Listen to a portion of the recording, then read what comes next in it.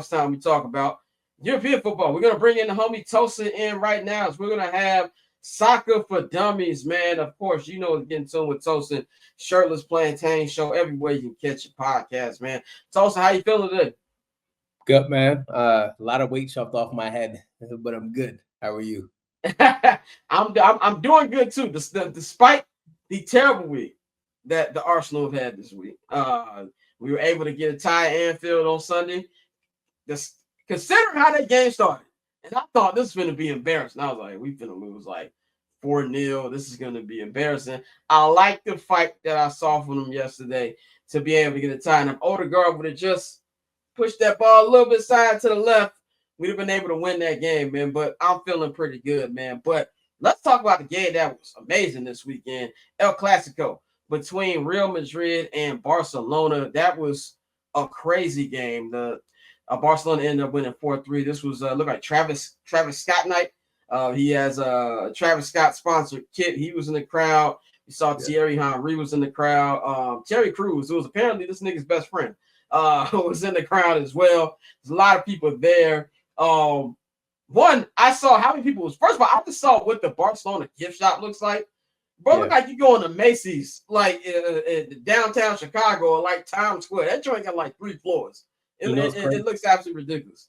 You know, it's crazy. That's not even Barcelona's main stadium. They're fixing New Camp right now. Like, this is just a temporary place where they're playing. Wow. So, that's not? Yeah. Oh, wow. Yeah, this is just temporary because they're refixing their old stadium, New Camp. So they should be back there next year or the year after. But yeah, Barcelona, I mean, that game kind of predicted itself. We kind of knew that exactly was going to happen. Like, we saw that in Champions League when they played against Inter. Like, Barcelona will score on you, but you can score on them.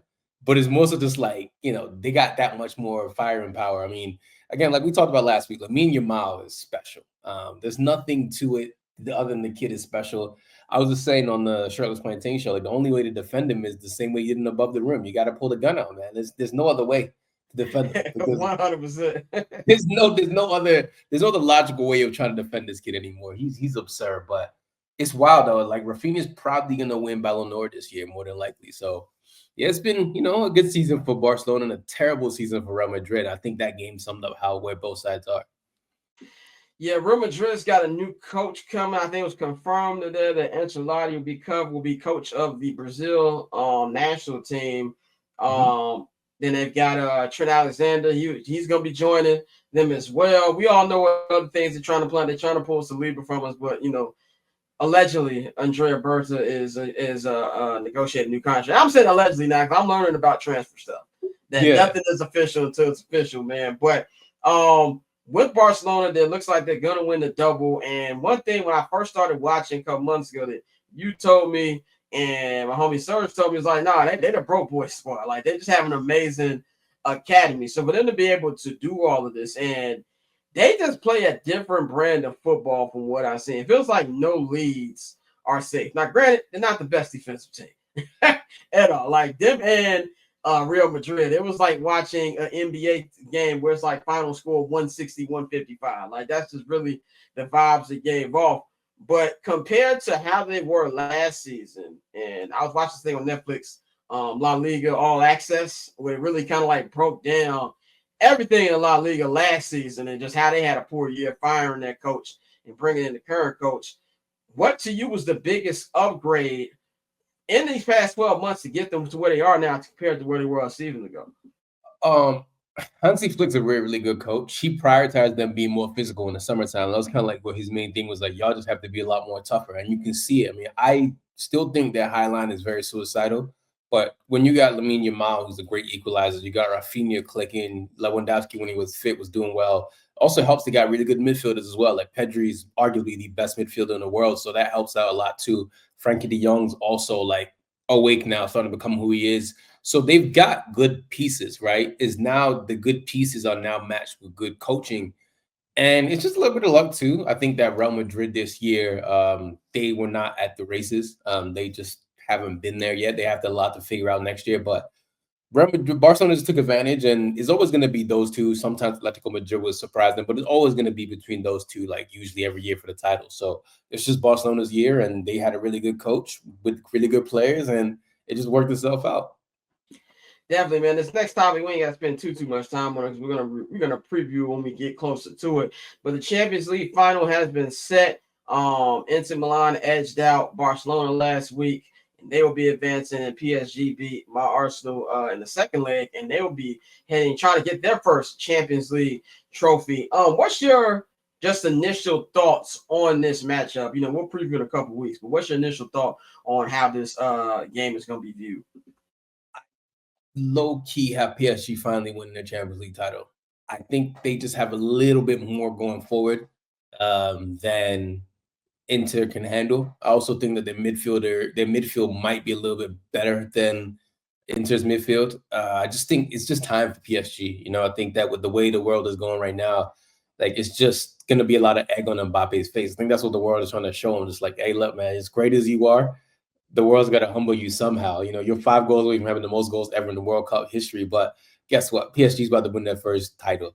You've never lost. You've never beat Mbappe. You've never beat Yamal. So I think, unfortunately, for Mbappe, like it's gonna go to the place he doesn't want it to go, which is PSG winning. But again, I'm on the fence because I don't care who wins. I'm just here to see a good game. So if Inter do win, I won't be shocked. But I really have PSG just being more. I just think it's time. I think that's really what it is with them. It's just finally their time. Yeah, I'm really excited about the watch my first Champions League game. That's going to be interesting to see how that's going to be. The atmosphere is going to be like. But you also got the FA Cup final this Saturday at Wembley Stadium. You got Man City. Man City, even in their quote unquote fall off year, they got a chance to finish. Well, I feel like their chance of finishing number 2 kind of, I don't say came to an end, but took a real blow this weekend with a game they had no business drawing. But they'll be taking up going up against Crystal Palace. Just quick thoughts on that one, man. You know, with the rough year that they've had, all the injuries they've had, finally got Erling Haaland back. Looks like the Kevin De Bruyne is going to be going to another country to play. So what's your thoughts on this matchup in the city that Man City has had? See, City, it's very interesting because City fans don't like Pep, and I'm just like, why? Like, yeah, I know Pep's washed right now, but that's weird. Yeah, like Pep. Like, come on, man. That's the best thing that ever happened to you, number one. Yeah, exactly. They've been shaky this year. They're also going through a transition phase. Like I said, like I think most teams, there's very few teams who just need tweaks. Most teams need a general like rebuild and just to restructure and retool. And City's one of those teams as well. They still have quality, like, you know, in certain sparks. Like obviously they still got Haaland and he's the great equalizer. But against Crystal Palace, I think they just slightly edge against Crystal Palace this weekend. I think they'll beat Crystal Palace.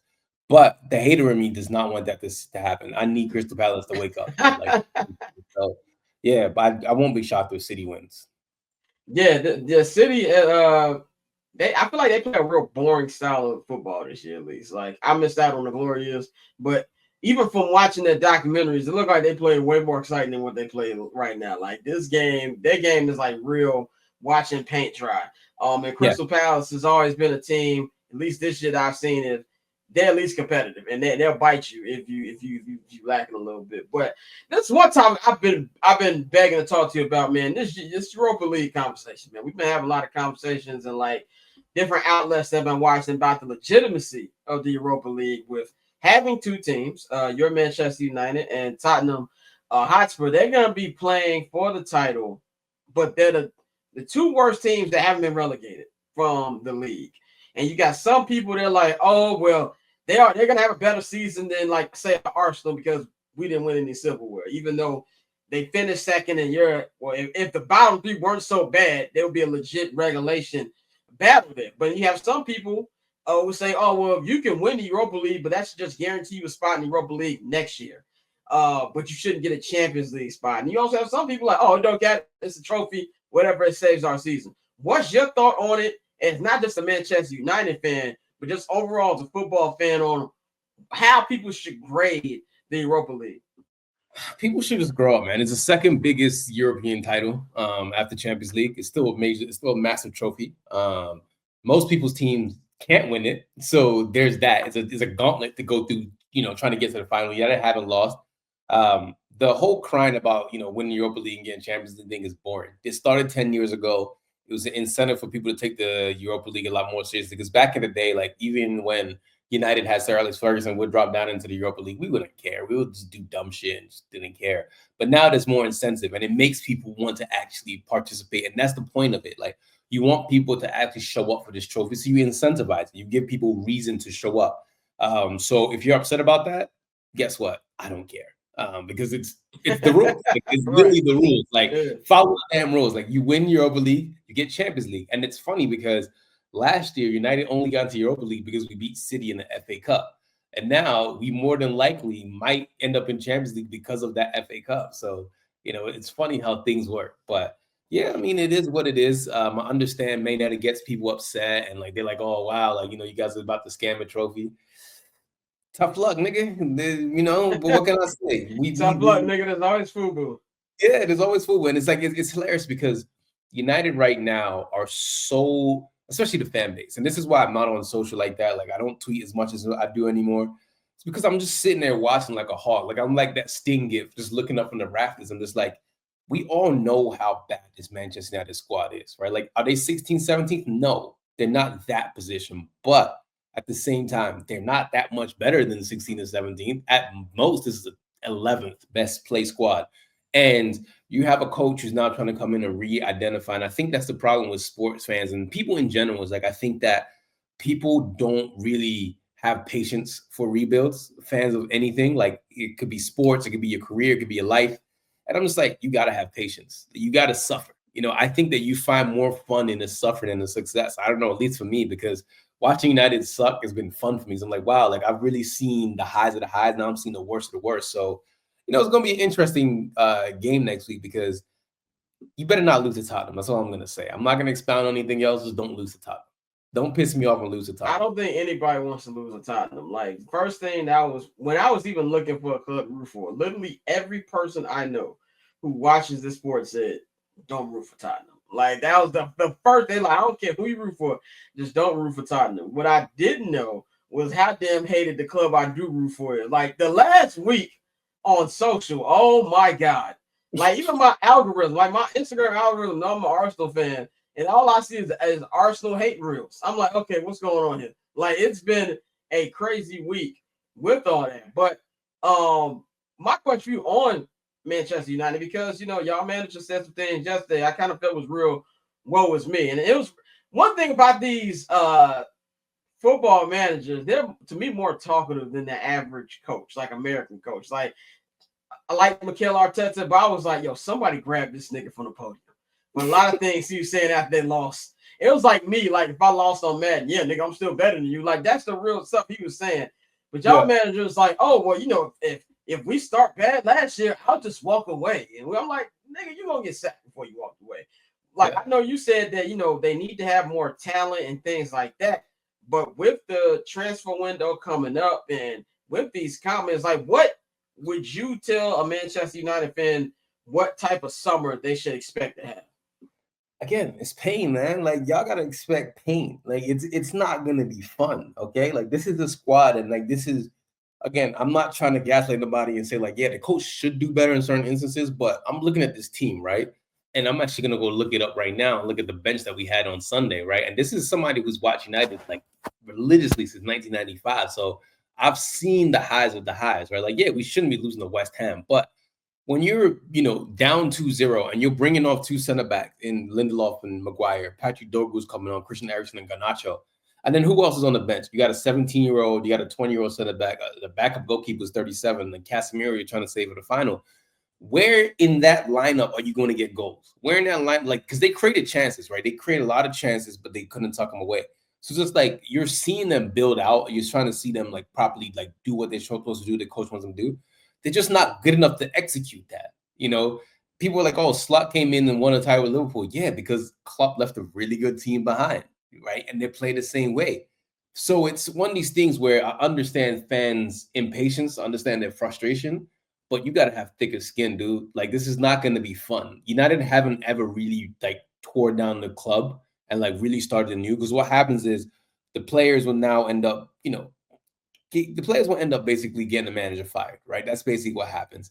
And then you keep the same players. Like, no. We got to get rid of, like, at least 16 players. Like, there's at least 16 players that I would get rid of right now, but that's not going to happen. So it's not going to be a fun summer because I don't think you're going to get everything you want, but you have to at least get a good striker. That's the first thing. Someone who can put away the goals. You have to get a midfielder who can like control play.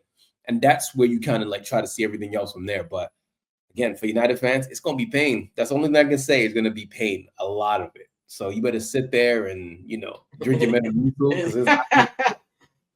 Well, I'm getting ready for my first transfer window, and I've been, I compile like a Twitter list of different, who the best, media people in the sport. Like I got that with every sport. I got my NFL list, my NBA list. I know which ones to listen to, which one not to listen to. Same thing with football. I'm starting to learn about it. And one thing that we've been hearing, well, the Arsenal's first signing, Martin Zubimendi, came out. Was confirmed. Who my man who do the Here We Go? His name is escaping. Yeah, he the one who first said it, and then ESPN confirmed. The Arsenal actually confirmed it to ESPN this morning. Now, granted, still got to wait for him to hold the jersey up, is what I've continuously been told. But that's a sign right there. We're hearing that Andrea Berta is choosing between Gyökeres and Benjamin Sesko, who wants to go after, but leaning towards Gyökeres. There was also reports that they had submitted a proposal to Sporting. Then we heard that wasn't true. So it's a whole bunch of words that we're hearing. How quickly do you expect this transfer to move for not just Arsenal, but just in general? Because it's going to be broken up in halves this year with the Club World Cup, and they even moved the time up a couple hours this year. I think everybody's going to be a little bit more proactive. I think that people are trying to find deals. I won't be shocked if some deals already just wrapped in hush-hush, but yeah, I mean, I think a lot of coaches now, they want their players signed immediately so they can get to the practice field and like get everything rolling. So I think this summer it's going to be fun because so many teams need so many like positions, but not everybody has money. Everyone is broke, but everybody wants, everybody wants the dead stock Jordan. It's like, yo, you don't got dead stock Jordan. You don't got that money. Right. So you got to go on Grail. So now it's like you're trying to find gems in the thrift store. So that's going to be the most interesting thing about this transfer window for me is like everybody needs, well, I would say most teams need upgrades, but not everybody has that much money. So how are you going to do it? How are you going to get creative? So, yeah. Yeah, even with the money, we've been hearing mixed reports. Like, it's much different from like ML. Not even to me. From what I heard, the pace is more MLB style. Like it takes a little bit sometimes. Like I know Ohtani didn't sign for like 2 months. I never forget about 2019. Oh my God, when Bryce Harper, Manny Machado free agents, I was in hell for about 4 months. Manny Machado's going to White Sox. Manny Machado's going to White. I'm up his glove leaked, and they was like, oh, it's White Sox colors. Just for this nigga to go to San Diego because the White Sox didn't want to give him $25 extra million. So I heard it's like kind of to that thing, which I'm looking for. But we even hear differences on how much money the Cronkies are trying to spend. One outlet says $200 million, the other says $300 million. But then we have similar like, oh well, Gyökeres is in the bank, Nico Williams. Basically, I don't know what to expect, and I'm just really interested to see how this first window is gonna go, man. But last thing, man, what can people expect on this week's episode of Shirley's Plantain Show? The weekend review. We literally just recorded it. We just talked about everything that happened over the weekend, all the teams and all that stuff. So it's gonna be exciting because we talked about Trent, and I can't wait for people to hear what we think about what happened with Trent. Which I'll say this right now, Liverpool fans, you suck, but it's neither here nor there. Very, very classless. I tweeted that yesterday. I said, very classy move. And somebody tweeted me, Arsenal literally has rapists in midfield. I'm like, yeah, when you see me root for him, then you can say something. I was like, I don't even call him by his name, brother. Like, that ain't got nothing to do with y'all booing this man. And yeah, it's just nasty work, man. So I'm definitely going to be listening to that. Check that out, man. So, yeah, man, get in tune with Tosin, get in tune with the Shirley's Plantain Show, and we going to holler at you next week, bro. All right, man. Be easy. Yes, sir. Peace. We are getting Catch, I'm Not Gonna Hold You, hosted by Scott Lewis every Monday and Friday at 5 p.m. Eastern, 2 p.m. Pacific, only on HMB Media and the Barber's Chair Network.